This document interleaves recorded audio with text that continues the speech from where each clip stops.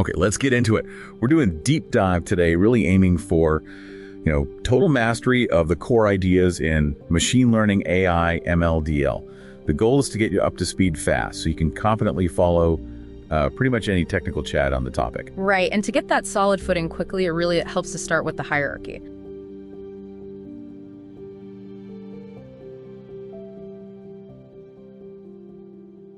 I like the Russian dolls analogy. Think of AI as the biggest doll. It's the grand goal, right?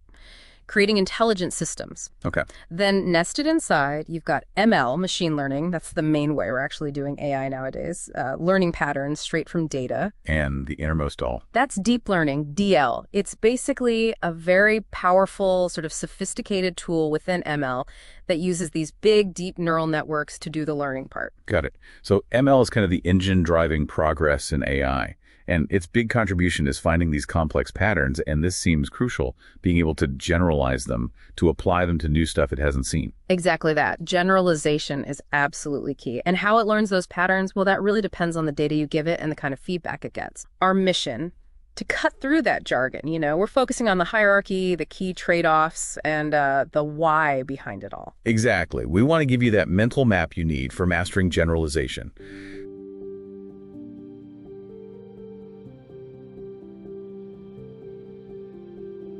Okay, quick rundown on learning paradigms. Supervised and unsupervised seems straightforward, data-driven. Labels or no labels. Right. Classification, regression with labels, clustering without, dataset focused. But reinforcement learning, that's the odd one out. Totally different beast. It's not about a fixed dataset. The agent learns by doing, interacting with an environment, getting rewards, getting punished, basically. Yeah. Think robotics, game AI. So the interaction part. Is that why it's maybe trickier to get working reliably compared to supervised? Oh, definitely. Much less stable sometimes because the target isn't fixed. But okay, let's stick with supervised models for now and hit the absolute core issue, generalization. Right, making sure the model works on new data. And this is where the bias-variance trade-off comes in. You said this is critical. The most critical concept for generalization, I'd argue. It governs performance on unseen data. So let's break down the total error. What are its parts mathematically? Okay, so it's bias squared plus variance plus, and this is important, the irreducible error. Irreducible error. Yeah, think of it as the baseline noise. The randomness in the data itself that no model, no matter how good, can eliminate. It's just there, the messiness of the real world. Makes sense. So you can't aim for zero error. Okay, the dartboard analogy helps here. High bias, underfitting. That's like all darts landing together, but way off the bullseye. Exactly. Consistent, but consistently wrong. Systematic error. And high variance, overfitting. Darts scattered all over the board. The model learned the noise, the random fluctuations in the training data, not the real pattern. So we need to balance them. Find that sweet spot of model complexity. That's the game. Minimize the sum of the two. Which needs a process to find that minimum. That brings us to optimization, gradient descent, or GD. The blindfolded person walking downhill analogy. You have stepping opposite the gradient towards the lowest point of the cost function. Simple idea. But we don't usually use plain GD, right? Not for big data sets, no. The standard is mini-batch gradient descent, MBGD. It's the practical choice. And why is that? It's a compromise. More stable than stochastic GD, which uses just one sample that's noisy. Faster and more efficient than batch GD, which uses the whole data set that's slow. Mini-batch gives you a good balance, plus it works great with modern parallel hardware. Okay, optimization sorted. Now, something crucial for deep learning specifically, non-linearity. Why is that essential? Why can't deep networks just be linear? Good question. It boils down to math. If you only used linear activation functions, stacking layers, even hundreds of them, it would all mathematically collapse. Relapse. Yeah, it becomes equivalent to just having a single shallow linear layer. You lose the whole benefit of depth. Nonlinear functions like ReLU are what allow the network to bend and curve to learn those really complex decision boundaries you find in real data. Without nonlinearity, depth is pointless. Got it. Okay, final piece. Regularization. Fighting overfitting. That high variance problem. L1 versus L2. Right, key tools. And the geometric view really helps understand the difference. L2, ridge regression, its constraint is like a smooth circle. It pulls weights towards zero, shrinking them. Towards zero, but not necessarily to zero. Exactly. But L1, lasso, its constraint is a diamond. Sharp corners. right on the axis. And because optimization often hits those corners. It forces weights to become exactly zero. Precisely. That's L1 doing automatic feature selection. It creates sparse models by zeroing out less important feature weights. It's the geometry doing the work. Fantastic. So the 3 pillars: generalization through bias variance, optimization with mini-batch GD, and nonlinearity enabling depth. That really covers the core concepts. It gives you the framework. And maybe one final thought, shifting to validation. Go on. The absolute integrity of your final result depends on one piece of discipline. Never, ever use your test set during model tuning or development. Keep it locked away until the very end. Because otherwise you introduce look-ahead bias. You're implicitly tuning on the final evaluation data. You got it. That final test score becomes meaningless. The method of validation is just as crucial as the model architecture itself. Remember that. But always remember, the first step is diagnosing the error. Knowing the problem dictates the solution. That definitely clarifies the core mechanics. Okay, here's something to think about as we wrap up. Even if you follow all this, you tune your model perfectly, why is relying on just one single split of your data into a training set and a test set actually a pretty unreliable way to estimate how well your model will really perform out there in the wild? Think about the variability that single split introduces. We'll leave you with that. Welcome to the Deep Dive. You asked for a closer look at intermediate data science concepts, so we've gathered the sources. Yeah, and today our mission is really getting into the nitty-gritty, the mechanics behind stability, generalization, and reliable evaluation in machine learning. Exactly. We want to unpack some of the secret sauces, like how we actually train these super deep networks or avoid misleading results. We're definitely moving past the basics. Think fundamental problems. Why deep networks initially fail to train. Why accuracy can sometimes be, well, dangerously wrong. We'll hit on ReLU, batch norm, regularization. And ensembles, right. Okay, let's start with that first big hurdle, the vanishing gradient problem. Why were functions like tan causing such issues? Well, the core issue is the derivative. With tan, the derivative's always less than 1. So during backpropagation, you're multiplying these small numbers over and over again across many layers. And that signal just fades out. It shrinks exponentially. So the layers near the input, they basically stop learning anything useful. The gradient vanishes before it gets there. Right. And then came ReLU, the rectified linear unit. A simple idea, but it changed things. Hugely. Because for positive inputs, its derivative is exactly 1. No shrinking. The signal passes right through. That's what let us build much, much deeper networks. But it's not perfect, is it? There's the dying ReLU issue. True. If a neuron's input consistently goes negative, it can get stuck outputting 0 and never recover. It's a trade-off. So how do we manage that? Well, the benefit of stopping the vanishing gradient usually outweighs the risk. Plus, there are techniques like careful initialization or using variants like leaky ReLU to mitigate it, but the main win is that non-saturating gradient. Okay. And that brings us to the other big stability player, batch normalization, BN. Right, BN. It tackles something called internal covariate shift, or ICS. Which, in practice, means? Imagine each layer in the network is trying to learn, but the distribution of the data it receives from the previous layer keeps shifting around during training. It's like trying to hit a moving target. Ah, okay. So BN locks that target down a bit. Exactly. It normalizes the inputs to each layer, making those distributions more stable. And a really key side effect is that it lets you use much higher learning rates. Oh, interesting. So faster training, too. Significantly faster. That stability is crucial. Okay, so stability helps. Now, let's shift to making sure models generalize perform well on new data. Regularization is key here. L1 versus L2. Yeah, the two main ones.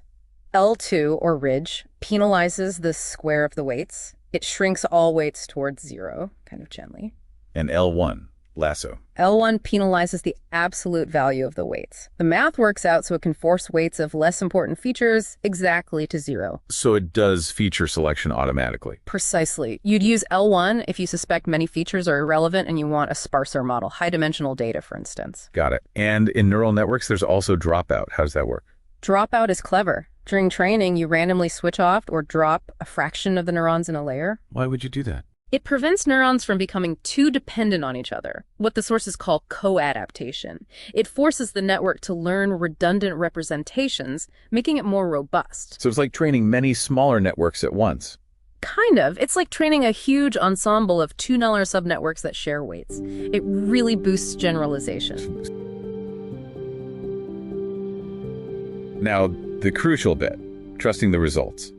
K-fold cross-validation instead of just a single train test split. Why is that better? A single split can just be lucky or unlucky, you know? With K-fold CV, you split the data into K parts, or folds. You train on K1 folds and test on the remaining one, rotating through until every fold has been the test set once. So every data point gets used for testing. Exactly. It gives you a much more stable, reliable estimate of how your model will likely perform on unseen data. Less chance of being fooled by a single split. Makes sense. Which leads to the imbalanced data trap. Things like fraud detection, where the event you're looking for is rare. Why can standard metrics like ROC-AUC be misleading there? Okay, so ROC-AUC looks at the trade-off between true positive rate and false positive rate. The problem is the false positive rate's denominator includes all the actual negative cases. And if there are tons of negative cases. Right, like 99.9% non-fraud. Getting most of those right, true negatives, massively inflates that denominator, making your false positive rate seem tiny, even if you're misclassifying a lot of the rare positive cases. It gives this overly optimistic view. Dangerous if finding those few positive cases is critical. So what's the fix? Focus on metrics that care primarily about the positive class. The go-to is the precision recall PR curve. How does that help? PR curves plot precision against recall. They only use true positives, and false negatives. They completely ignore the true negatives. So they aren't skewed by the huge number of easy negative examples. Exactly. They give you a much more realistic picture of performance when correctly identifying that rare positive class is what truly matters. That's a really important distinction. Wow, okay, so we went from gradient fixes like ReLU and BN through generalization with L1, L2 dropout and ensembles, right up to validation with CV and PR curves. Quite the journey. It really covers some core techniques for building models that, actually work reliably. So what's our final thought for listeners to chew on? Well, we talked about improving classifiers, and techniques like PCA, principal component analysis, are often used for dimensionality reduction. They work by finding the directions of maximum variance in the data. Right, keeping the most spread out information. But here's the thing. Maximum variance doesn't always mean maximum separation between classes. What if the crucial information that distinguishes Class A from Class B actually lies along an axis with very little variance? So maximizing variance might actually throw away the most important classification signal. It can happen. So the question to ponder is, when you're building a classifier, is simply maximizing data compression or variance always the right goal? Or do you sometimes need methods that explicitly look for separation, even if it's not where the most variance is? Welcome to the deep dive. We're skipping the intros today and jumping straight into some pretty advanced stuff in data science theory. The goal here is to get beyond just the definitions you see everywhere and really dig into the core ideas. Yeah, we're going to look at some fundamental model types, maybe bust a few myths about how deep learning optimization actually works, and talk about the engineering needed to keep these huge models stable. Okay, so let's kick things off right at the foundation. This split between generative and discriminative models. It sounds like it's all about probability. Exactly. It boils down to what part of the probability puzzle they're trying to solve. So a generative model, it's ambitious. It learns the whole thing, the joint distribution PXY. Meaning it learns how the data features X and the labels Y occur together. Precisely. And because it understands that relationship, it can actually generate new data points. Think like Janins creating images or VAEs. It's building a model of the world, essentially. Okay, so world builders versus, what's a discriminative approach then? Discriminative models are much more focused. They only care about PYX. The probability of the label given the input. Right. All it needs to know is, okay, I see this input X, what's the chance it's label Y? It's purely about distinguishing between classes, not generating them. Think your standard deep classifiers. And this choice, it affects the kind of loss function you'd use. Like cross-entropy gives you actual probabilities. Yeah, cross-entropy loss aims to give you calibrated probabilities outputs that actually reflect the true likelihood, PYX. But then you have things like max margin loss, like in SVMs. Right, Mahun's loss. Exactly.